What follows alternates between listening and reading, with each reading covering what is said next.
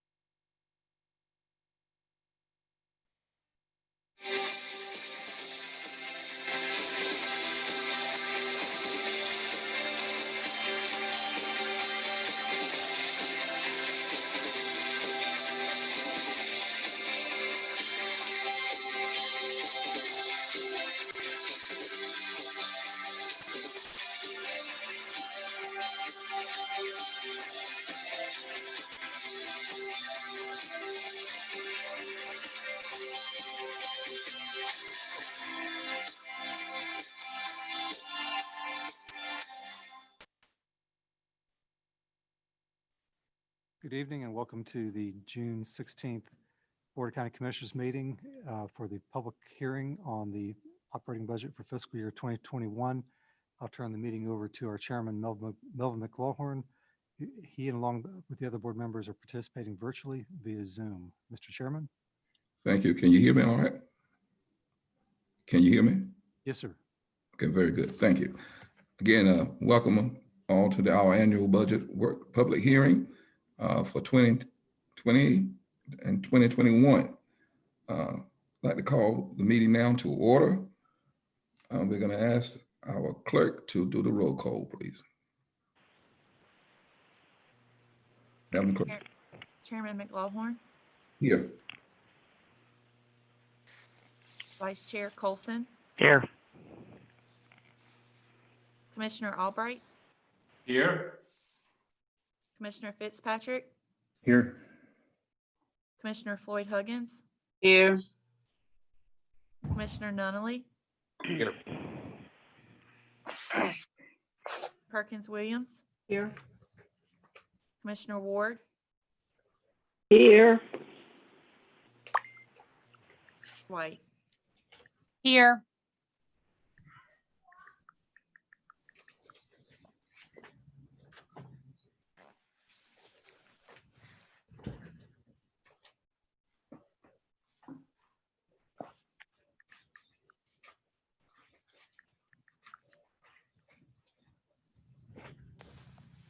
Present. Okay, Mr. Chairman, we're ready for the invocation and pledge.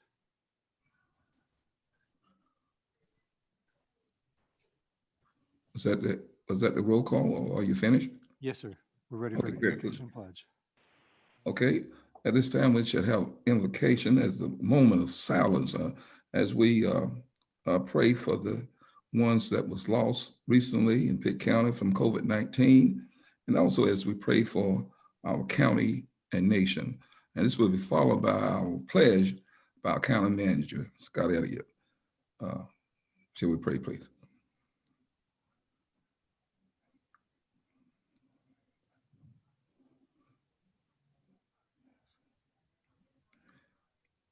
Amen. Manager Scott Elliott. Please stand, face the flag. Pledge allegiance To the flag of the United States of America and to the republic for which it stands, one nation, under God, indivisible, with liberty and justice for all. Well, we should now have the approval of the agenda.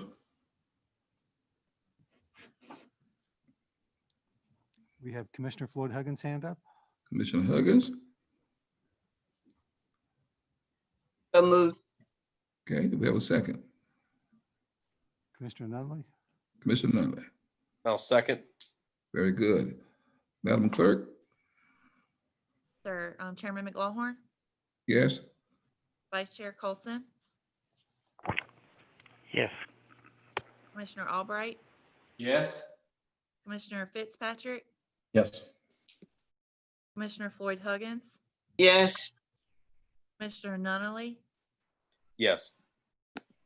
Commissioner Perkins Williams. Yes. Commissioner Ward, Yes. White. Yes. Motion passes unanimously. Thank you very much. Now we shall have our presentation of our annual budget. Mr. Manager. Thank you, Mr. Chairman, board members.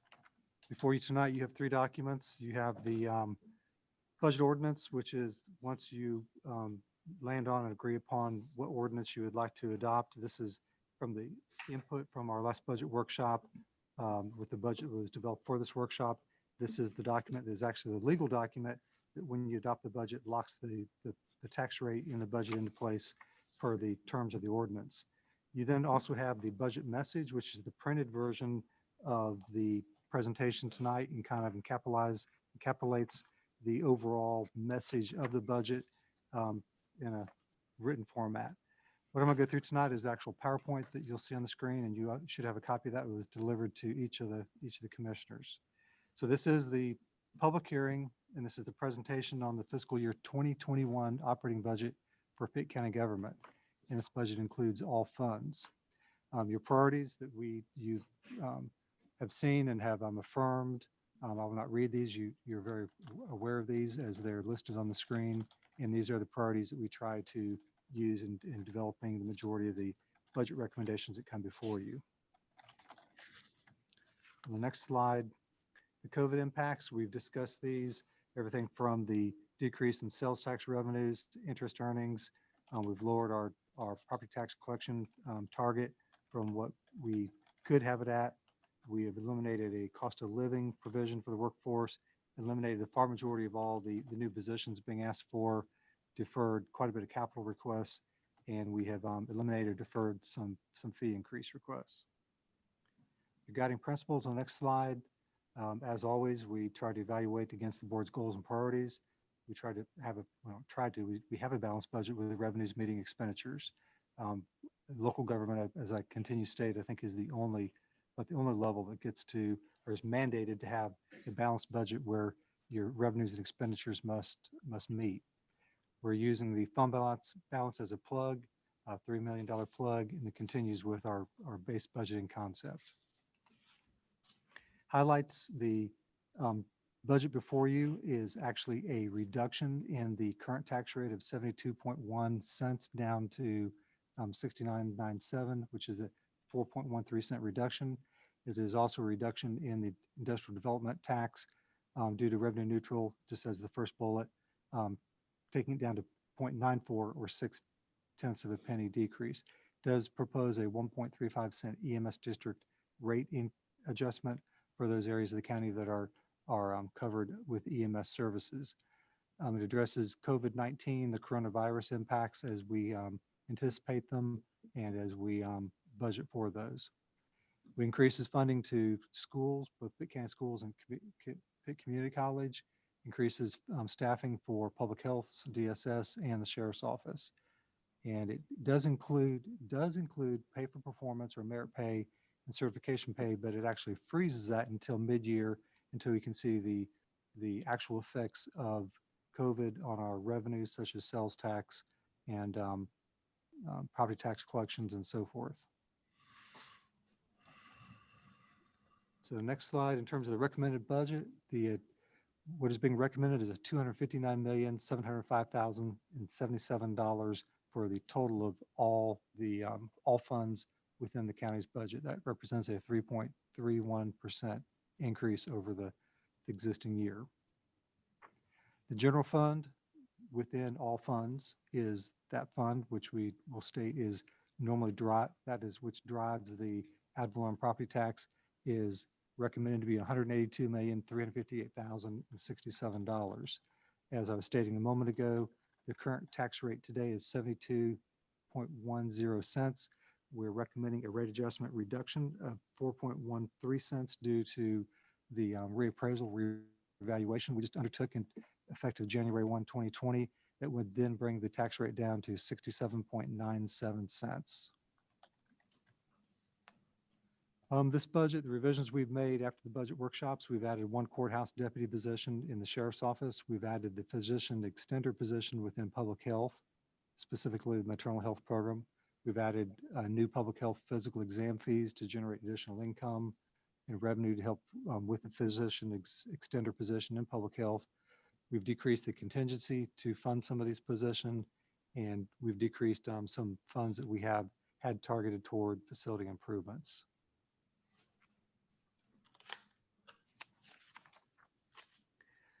So in terms of the recommended budget for fiscal year 2021, this chart basically illustrates where we actually reduced the ask or the request by over $12 million to come down to the recommended budget at $182,358,067. This does include a $3 million fund balance plug as your tax rate 67.97, and the overall change from year over year would be 2.29%. And this does calculate it going back to July 1 of 2019, not as of current, because as grant funds come in, additional funds, it would not be an apples to apples comparison to compare the proposed budget to year to date. Okay, in terms of revenue review, here we have a pie chart that we illustrate all funds revenues in terms of the sources, whether ad valorem, other taxes, and so forth, as you can see going down the chart. On the next slide, we then show the corresponding dollar amounts that correspond to each of these revenue sources, balancing back to the $259,705,77 proposed budget. Again, the recommended rate, 67.97. Again, as I alluded to just a moment ago, this budget is based upon reevaluation, which is conducted in Pitt County every 4 years. Last time we did this was 2016. This reval cycle would then go through January 1, 2020, with the effective values being in place. You can see the prior base was $13 billion, 47 million and some change, as you see on the screen. What the reval did in this cycle, we've increased to $14,558,554,662, which represents a 11.58% increase in our taxable tax base of property. And that would include residential, commercial, industrial, anything that is taxable. In terms of proposed fee changes, the ones that we are adding and discussed in the last budget workshop were those within the public health, as you can see in the box here, or the different types of exams that they're proposing to charge. This would be an expansion of their service that would generate revenues. The first bullet, we had already went over the solid waste fee increases, and then illustrating here those for public health. In terms of expenditure review and highlights, again, we show a comparable pie chart for all of our expenditures. Education remains our top #1 expenditure category, yielding the highest percentage of budget allocation at almost 24%. This year, we have flipped in terms of human services. Used to be #2, but public safety has now become #2 at 19.43%, and human service trailing close behind at 17.75. Then you can see the remaining split out as it goes down the chart. Again, all funds in terms of the expenditures match the revenues, as we saw just a moment ago, $259,705,77. Education funding, just to briefly remind the board, we are increasing the appropriation to Pitt County Schools in the far right-hand column, almost all the way down the bottom, of $591,891, representing a 1.46% increase. Their total current expense recommended allocation would be $41,157,811. And you can see the request versus the current year in that table. For PCC, our community college, the request was $174,173. We were able to accommodate all of that because it was a modest request, and that represents a 2.91% increase year over year. In terms of total education funding, we're looking at operations, capital, debt. Your total commitment to education funding for Pitt County Schools and Pitt Community College totals $62,296,290. For the Industrial Development Commission, which is the tax which the voters of Pitt County enacted 60 years ago, back in the late 50s. This is a recommended tax of 0.94 cents. In the current year, it's a penny, but when you take revaluation into effect and then take the revenue neutral adjustment again, that it would then drop down to 0.94, still yielding the same amount of money that they had received in the current year. The EMS District Fund. The EMS Oversight Committee has reviewed this budget. They had originally had recommended a 6.2 cent tax. I have I've adjusted, well, actually, help me, Brian, 4.6. I'm sorry, 4.6 is our current rate. They had recommended a 6.2 cent tax. I had reduced it down to 5.95 to get it under 6 cents. This does continue their capital replacement plan. On the Fire District Fund, to remind the board, you obviously have 20 different volunteer fire departments. Of those 23 of them are asking for a rate increase. Blackjack, 0.010, Red Oak, 0.025, Simpson, 0.015. Your capital improvement plan, as you recall, we had a CIP workshop back in January of this year, which you can pretty much say was pre-COVID, pre-coronavirus timeframe. At that point in time, there are a number of projects that you had vetted and that were moving forward, such as the Sheriff's Administration Building. That is one budget that's not on this recommended project table that this year would have had $250,000 to go forward, and maybe more than that. Was it? Okay, 250 for an architect to do a planning scoping exercise on that, and then to actually then go towards design and bid it out. We are recommending to delay that project until we can see the real scope and effect of COVID-19. So what you have before you on the recommended projects list, you have your annual vehicle replacement plan for vehicles across the organization. You have your capital facilities, capital maintenance. That one was reduced just a little bit in order to accommodate additional positions. Security improvements at 50,000. EMS vehicle replacement plan. Detention center generators. This is $1,380,500. This would be funded through a combination of grants and also possibly through peak shavings, through reducing energy costs by putting these generators into effect. That one's still being pursued by the Sheriff's Office. Otherwise, at the detention center, other facility improvements that they've identified. With Human Services, they have a software migration that they're proposing to embark upon and continue on. With Pitt County Schools and PCC, with the Pitt County Schools, you have $1 million ongoing, what they call like Capital 1, 2, and 3 appropriation, that they paint schools, replace roofs, do various projects throughout the year. And then the same thing for PCC, $100,000 for facility upgrades. In terms of environmental protection, out at the transfer station or solid waste and recycling, 4 different categories of equipment that they're seeking for the actual transfer station in order to continue operating the transfer station, as well as the 14 different convenience sites throughout the county that collect refuse as well, that then gets transferred to the transfer station, which then is transferred to the regional landfill in Bertie County. And all projects in the CIP right now are recommended at $4,899,802. So, Mr. Chairman, at this point, we would recommend opening the public hearing for comments. We did advertise the public hearing as a virtual meeting and give folks the option to either email in their comments like we did last night in your regular meeting, or they could sign up to be heard over the phone or virtually through Zoom.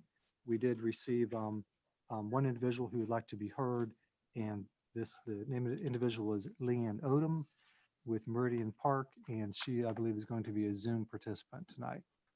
And if the county attorney will read our policy on public hearings and the time limit. Yes, Pitt County welcomes comments on all matters of public concern. This evening, the comments are limited to matters related only to the 2021 annual budget. For public hearings, I'll keep your time at 5 minutes per speaker. When you begin, please state your name and address, and when you hear the beep, your time will be concluded, and we'd ask that you finish your thought. Okay, thank you very much. I now declare the public hearing open. I'm going to ask you first speaker. Ms. Leanne Odom, if we can get her queued up. Hello, everyone. My name is Leanne Odom. My address is 119 Wilkshire Drive in Greenville. And I actually work for Meridian Park. I've been there 25 years. I work for Max Joyner Senior. So we had some concerns when we saw that this was coming about for the increase in solid waste. Just for it to increase 62%, that's a really high increase. I don't know if it could be looked at. Just his particular apartments that he owns in town, that would be a $32,000 plus increase in solid waste fees just for him. And I think that's a lot for him to have to bear, especially with COVID. As an industry, the apartment industry is suffering throughout Greenville with vacant apartments available throughout, conventional housing. So it really is a tough time right now for this big of increase to incur. So we were just kind of wondering if that could be looked at or something that we could possibly do to help out with that. But that 62% increase it's a really big increase for us as property managers with our budgets. And we just didn't think that was fair. Okay, thank you very much. Next Chairman, speaker. that's the only person we had signed up tonight. I'll ask the clerk if there's anybody else she's aware of. Okay. Is that it? You have the option to close the public hearing and then discuss any further discussion on the budget you would like to have. I don't believe there's somebody in the room who is here to speak, even though it's a closed meeting, but just in case, I'll ask. Do we have anyone else to speak? If not, I declare the public hearing closed at this point. Commissioner's comment. Mr. Chairman, you have Commissioner Nunley's hand up. Commissioner Nunn, please. Thank you, Mr. Chair. I want to thank Leanne Odom for her comments, and I did receive another phone call this afternoon. I just wanted to bring to the board's attention from Ward Holdings Group. Jim Ward, the president of that organization, reached out. He was actually I know from a long time ago and playing baseball with his sons, and he reached out and raised a couple of concerns, and I just wanted to. He asked that I share them with the board and with management, and we did talk about the fee increase for solid waste last night. But in thinking on it, there's a and speaking to the industry, there's a lot of pressure with vacancies and a lot of pressure about what it's going to look like for property managers and companies that have relatively large holdings in market housing. And I guess my concern, and I raised it last night, if we're getting a big hit now they're getting a big hit with COVID, and then also if we're putting additional stress, if we're not putting that industry in a place where we're gonna see it on the backside, where folks are gonna have to pay more to rent their houses and rent, and so pushing that cost down. And of course, while it is the individual, I guess, decision of those owners about how they manage those costs, I've heard, and I don't discount it, that if there's just so much, my worry is that it's just a really detriment. And I just wondered, and I'll ask Scott this, and maybe Brian, if there's anything that we can do to help lessen the burden, this big hit on the fee increase. I know that Scott, you mentioned last night that it probably should have been raised gradually over the last number of years. Just it's a hard pill to swallow for these folks. Right on the tail end of a major, what could be a pretty major housing crisis here in the fall, in particular in the Greenville market, where especially if ECU is not in session, they're going to be looking at a really high level of vacancy. So just wanted to throw that out there. And if there's no comment, obviously, it is what it is, but wanted to just raise it and, maybe hear staff's comments. I'm sure you guys have thought through those things, but I'll leave it at that. If I can respond, Mr. Chairman. So the enterprise fund is a fund that lives on its own revenues against its expenditures. There's no cross pollination with the general fund per se. As we'd illustrated the last couple of years, we've actually been in a negative position in that fund where we were eating through that fund's fund balance. So we've gotten to the point where then there was another number of drivers driving the rate increase, recycling being one, help me, Brian, of the other factors. So on the solid waste fund, your major factors are recycling.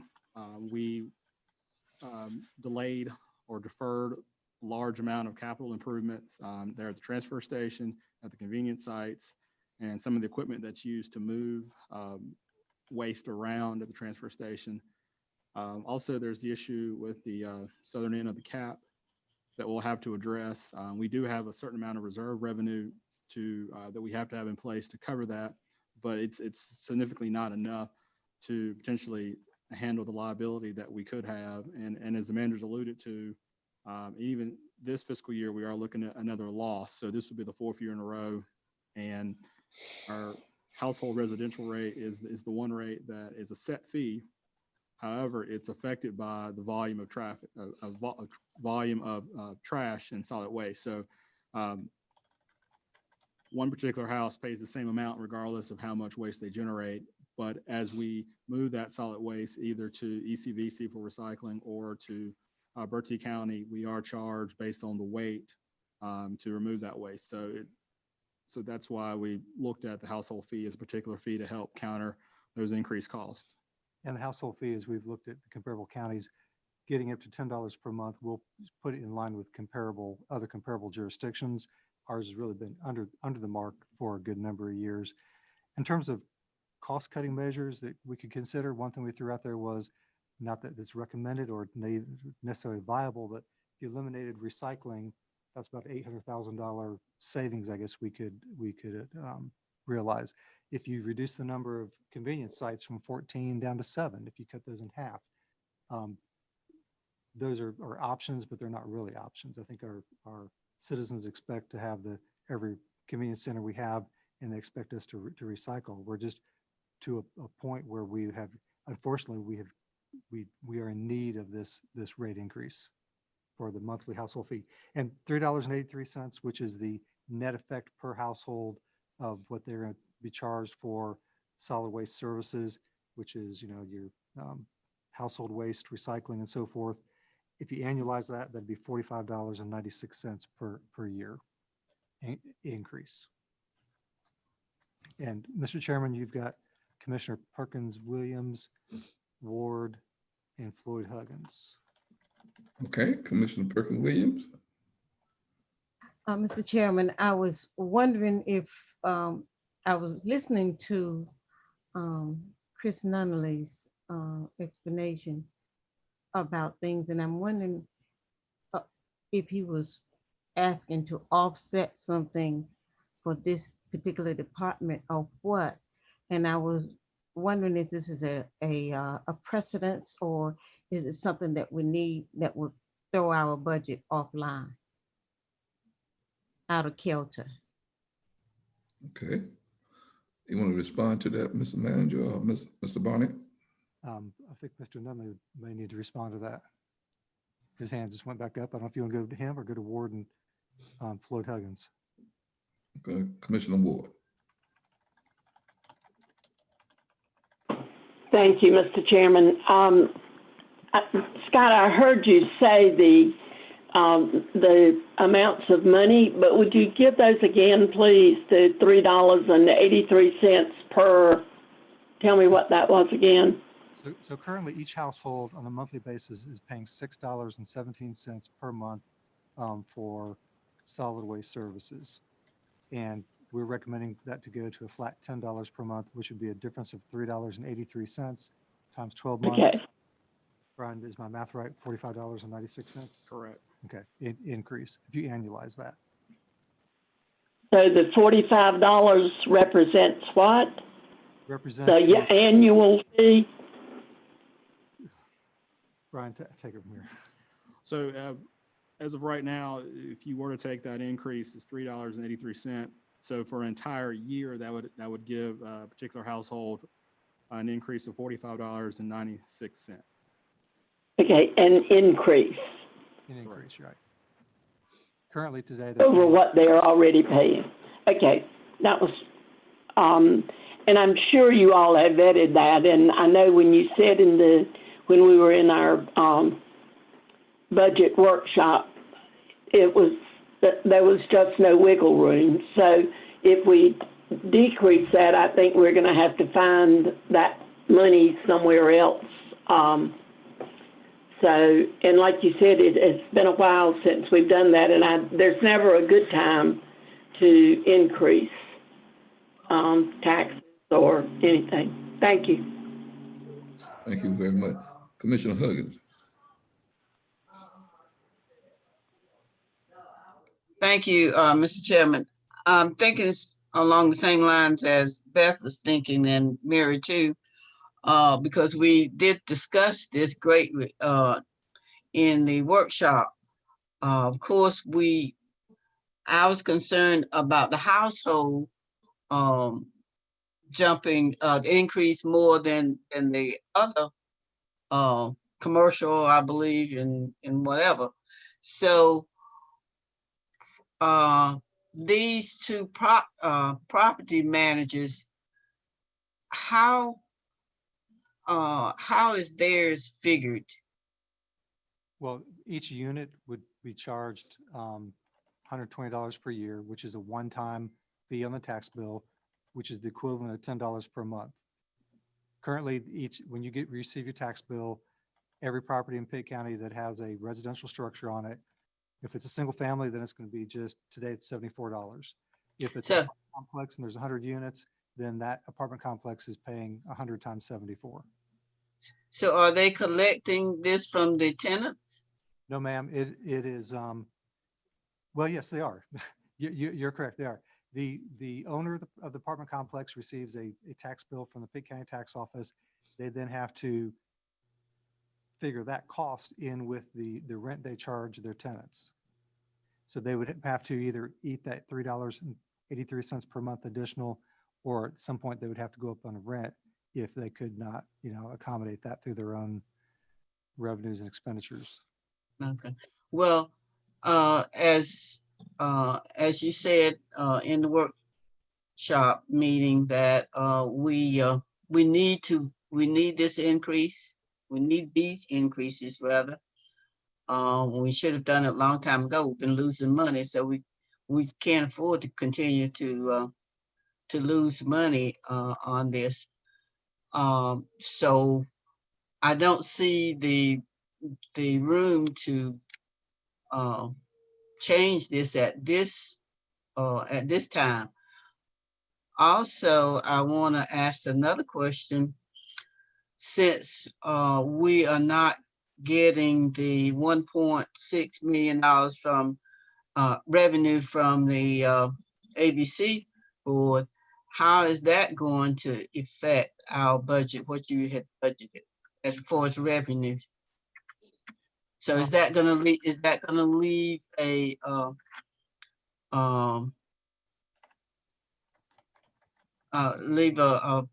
I'll say a hole rather? And so the Pitt County ABC board on a monthly basis, but annually, they distribute their profits or a certain portion of their profits to Pitt County government. Brian Barnett and I went out to visit with the ABC board back in May it was the 23rd of May, met with their new administrator, Adam Sullivan, as well as their ABC board chairman, Max Joyner. And we had discussed the current distribution, which is currently this year $1.5 million that we receive when it's annualized. And we asked them to consider increasing that by $100,000 up to 1.6 million. And they thought, based upon their revenues that they had earned this year, how things were projecting, that should not be a problem.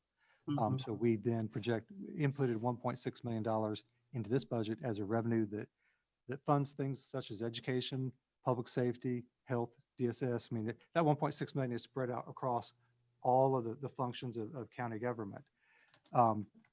We then received a draft budget from the ABC Commission that showed the $1.6 million being a distribution to Pitt County government for those different functions, education, public safety, and so forth, how we would use it.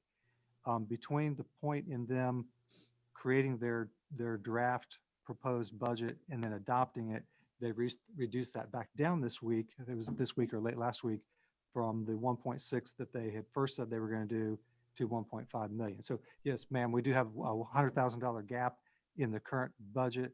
At this point, Brian and I have talked about this, and we feel we should just leave the 1.6 on the books, and that hopefully we can either make that up in lap salary, or maybe, Lord willing, the sales tax revenues will exceed what we have projected. But overall, out of what would we say, $182 million general fund budget, that 100,000 we will just try to make up through the year, unless the ABC board were to see that they're having a better year than they anticipated, and maybe they would amend their budget and set it back to the 1.6, which they originally had verbally committed and indicated through their draft budget. So we really can't afford another gap with changing this, the solid waste. That's what I'm saying. Technically, they're two different funds and two different.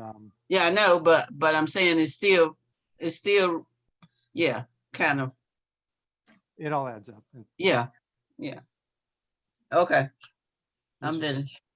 Thank you. Originally, Commissioner Nunley's hand up, and then Commissioner Colson has his hand up now. Commissioner Nunley and Commissioner Colson. Thank you, Mr. Chair. I just wanted to make sure that I was just responding to Mary's question, but I don't think that it's necessary at this time. Thank you. Okay, very good. Commissioner Colson. I'm kind of interested that we're having all this debate today. Where was this debate yesterday when it was one of the items that we discussed? And I didn't vote for it, and I don't like to see it right now. Going back to, I'll just talk about the ABC board. I'm a member of that, and we voted to give the 1.5 million and keep the other 100,000, because there are opportunities where they can buy things in greater volume, and we wanted to increase their cash flow. And be on that board as a commissioner, I'm a liaison to that board. I have a fiduciary responsibility to that board, and consequently, that's why I voted with a majority to go to the 1.5 million, 1.6. Now, am I to assume, I'm changing subjects back to the original thing, that if somebody has apartments or lease items, pieces of property, if it's vacant, they still get assessed that same fee, garbage fee or solid waste fee. Is that correct? Yes, That's correct. Is there any way to have vacant properties not be exposed to that additional tax? I'm not sure exactly how we keep up with it, but it would seem to me if you were to take some of these property managers and they got vacancies of 20% or 40% or some percentage, they ought to be able to get a credit or some kind of, I would say, forgiveness of the solid waste fee, because an empty property is not going to generate any waste. This question Is that possible? This question has come up in the past. I know our former county engineer, Phil Dickerson, always had a response for that, and I cannot, off the top of my head, I believe the response is that it's an availability fee Thank you. and not an actual use fee, such that any property that is available to produce trash is charged that fee. That availability fee has been challenged in the court system and has been upheld as a valid availability fee, and it must be applied across the board. It's also charged annually for that availability, and so although the numbers have been presented to you in a monthly format, if a unit is empty 3 months a year and occupied the remainder, you wouldn't prorate that availability fee. It's charged once per year on your tax bill. Same would be true for vacant homes. If you had a home that was vacant for a period of time while you were trying to sell it, it wouldn't be relieved of its availability fee. Well, how convenient for we in government to create language like that, Janice. I find that insulting. I mean, we put a fee out there and then we call it an availability fee, and then we get the courts, which is nothing more than government, to come out and rubber stamp it and say, hey, it's all okay. It doesn't pass the smell test. Well, you as the governing board are not required to impose that availability fee. It's just an option that's available to you. That's why I voted against it last night, because I thought a 60-some% increase was ridiculous. If we needed to increase it over the years, it should have been done over the years. The other issue is the logistics of trying to work with apartment owners. At what point in time do you calculate their vacant percentage? I mean, tax bills go out in July, the taxes you can pay in August, and you have to no late pay by January. I mean, do you do a rolling average? And then how do you work with individual property owners, single family residential property owners? And I just think we would probably get a number of people trying to legitimately, and maybe some not so legitimately, trying to get that exemption. And Mr. Colson, going back to the comment on the ABC funds, yeah, them needing the $100,000 to take advantage of, say, sales, they buy their alcohol from the state ABC commission through the warehouses, say in Raleigh, or I think they may have some regional warehouses, and they can get some very good deals on bulk purchases of whiskey or whatever's going to be selling at Christmas time. And if they buy those now, they can go ahead and stock up in the local warehouse here in Pitt County. And what we have done in the past and what we currently do is we've told them, okay, your profit distribution for us is $1.5 million, which is what it is this year.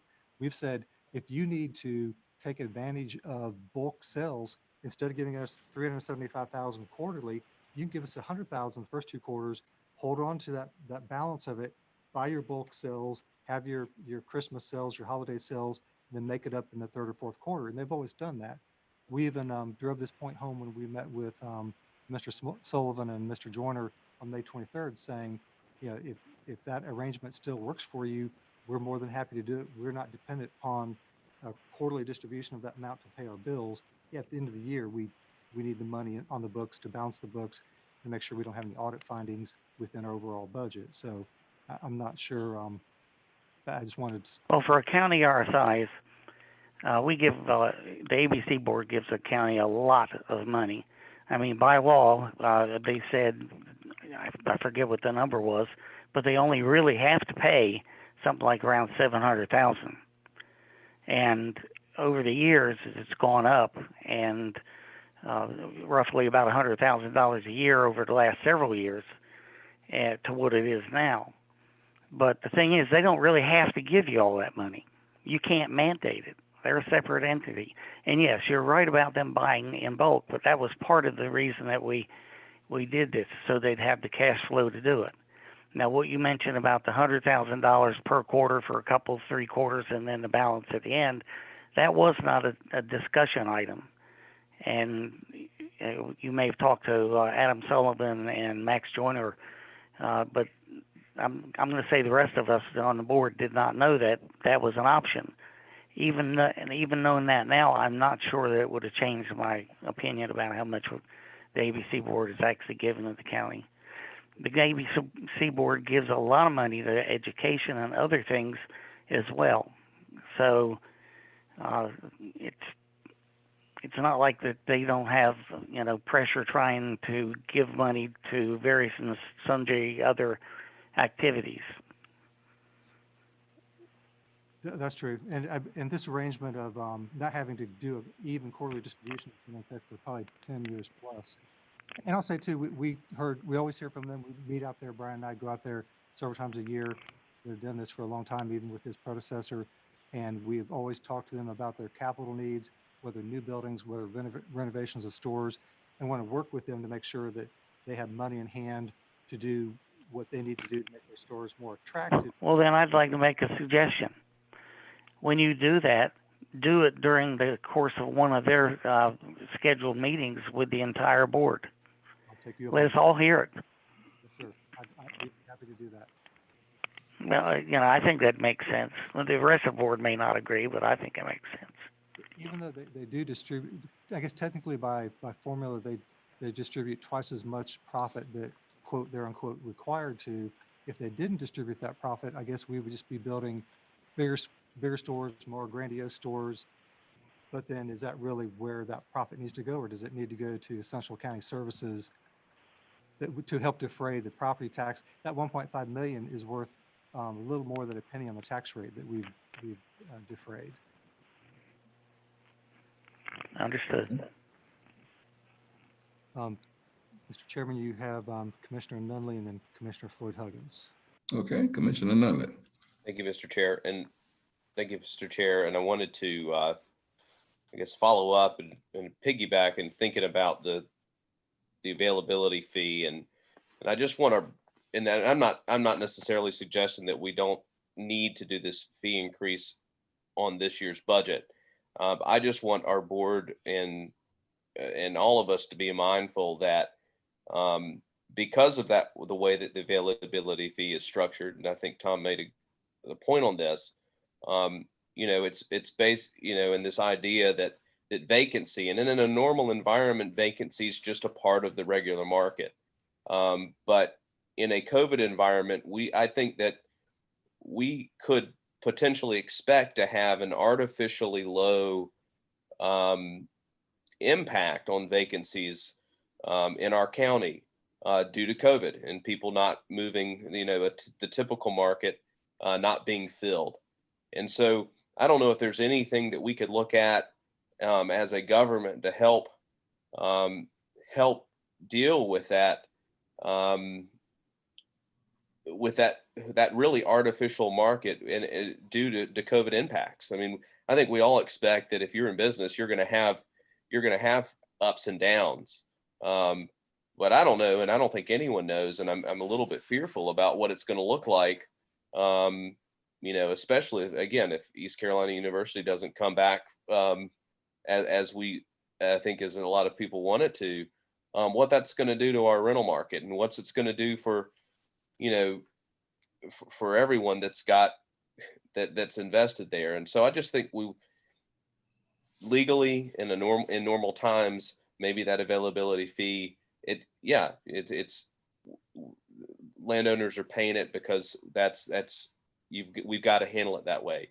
But I don't know if there's anything that we can do to look at this and just prep for that storm. Not to say that it'll happen. Hopefully it doesn't happen, but just so that our community is not unnecessarily unduly impacted and that can hopefully sustain that battering if it does come. And I guess my comments are more about let's try to be prepared and have a plan if it's at all possible. I mean, if there's any creative way we can do it, it's unprecedented. And just want to be aware of what those potential market impacts could be and what it could mean for future renters and what it could mean for large swaths of developments in our city, in the county seat.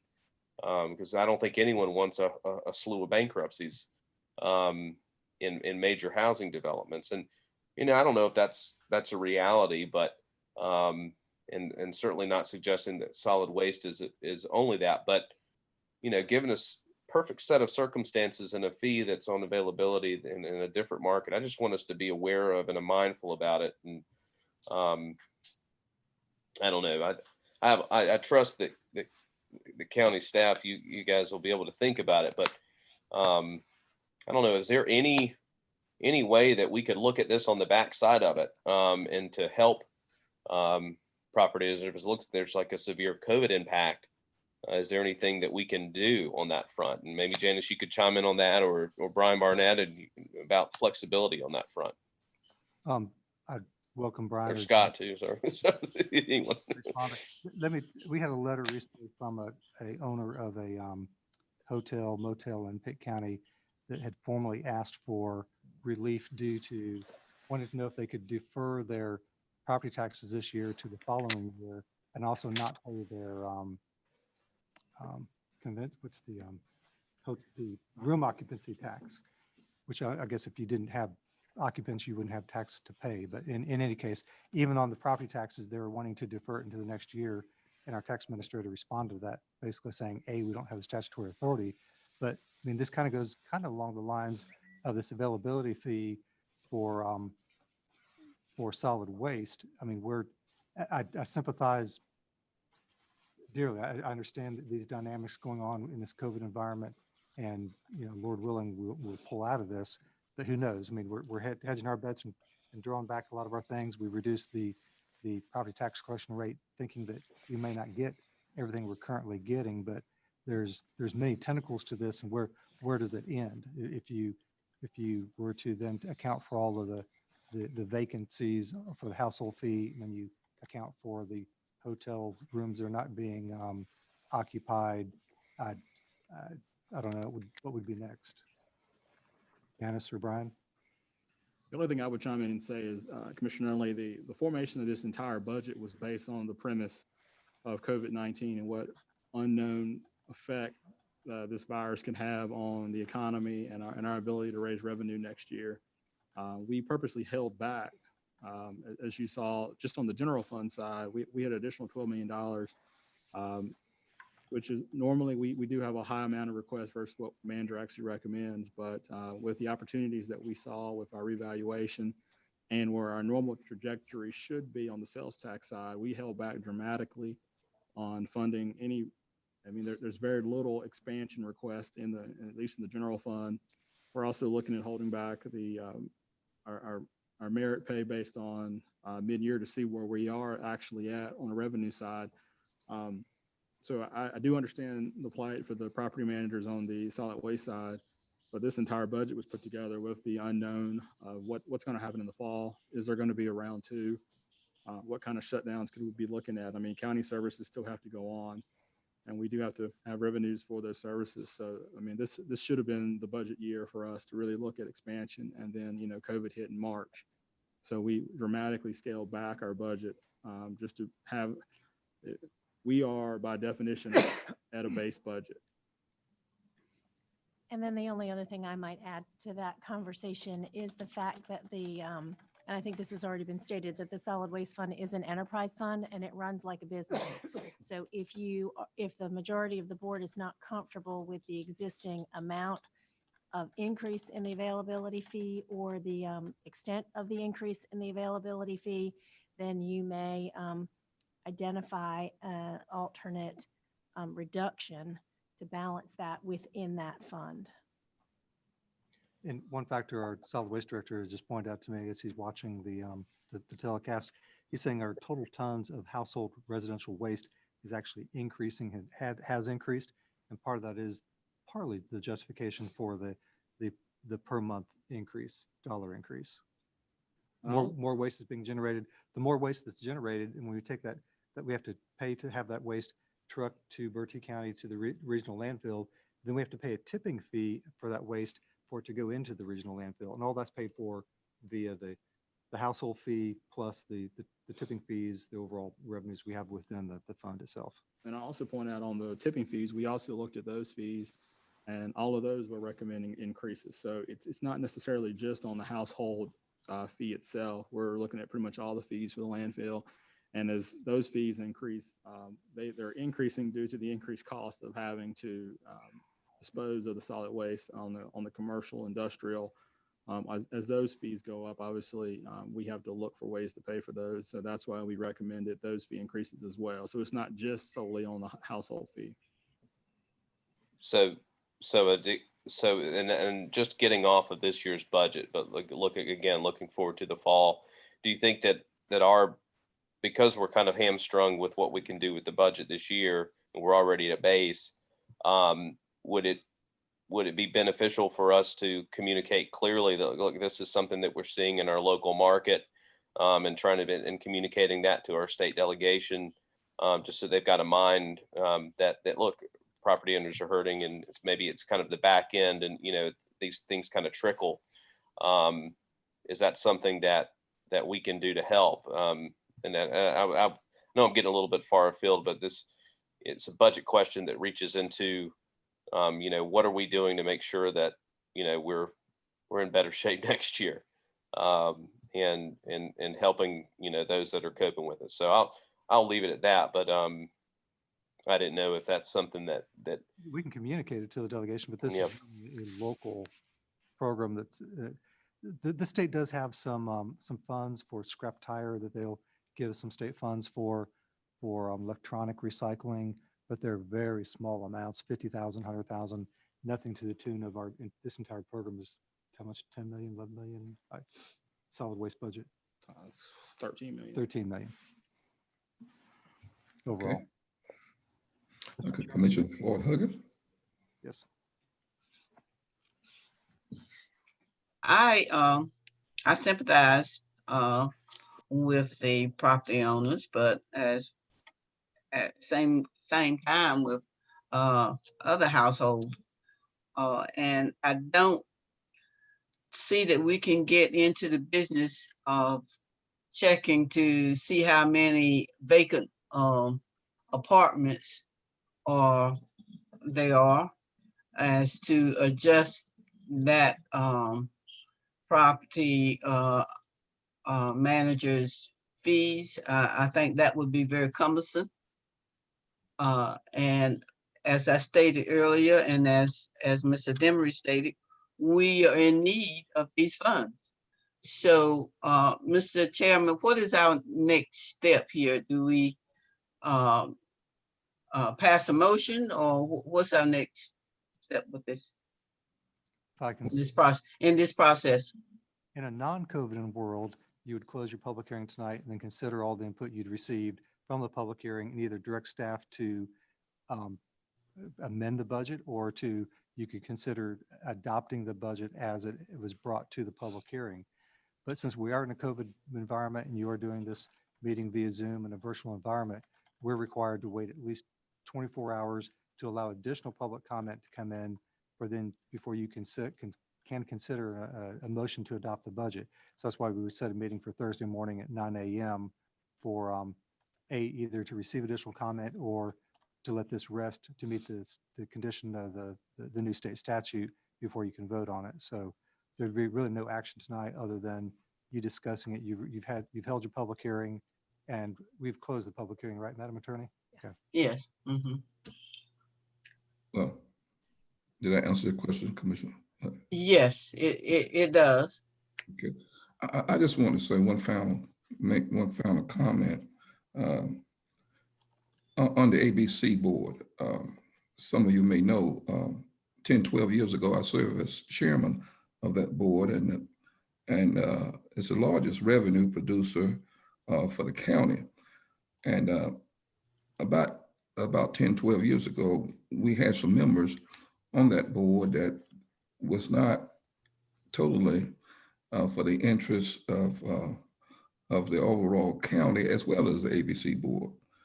I certainly respect the wisdom of the county commissioners that we have on the board now. I know they're doing what they think is prudent and right, but every year since we've had county commissioners on the board, we've always had an increase in our revenue.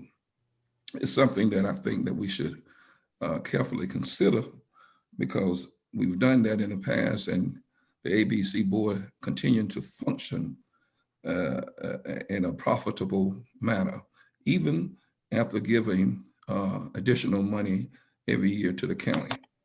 I just want to make that statement. So, was there anybody else, Ms. Manager?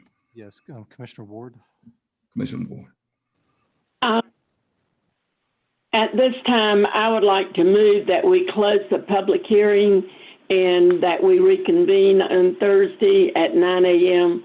to approve the budget. Okay. Get a second. You have Commissioner Perkins Williams' hand up? Commissioner Perkins Williams. Second. Very good. We all in favor? Has already Madam Clerk? hearing. And so I would interpret that to be a motion to adjourn until your next scheduled special meeting on Thursday. Yes. Madam Clerk?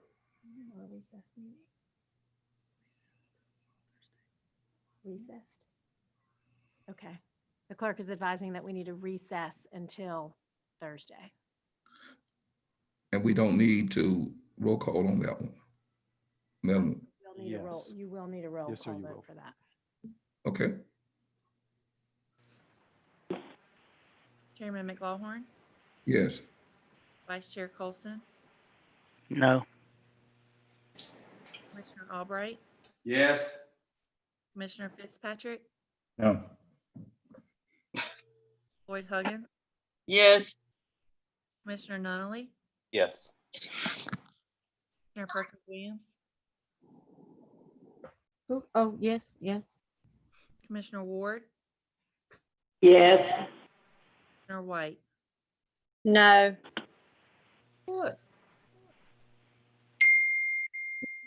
Okay. Passes 6-3. Right. Well, now the meeting stands in recess until Thursday morning, 9 a.m.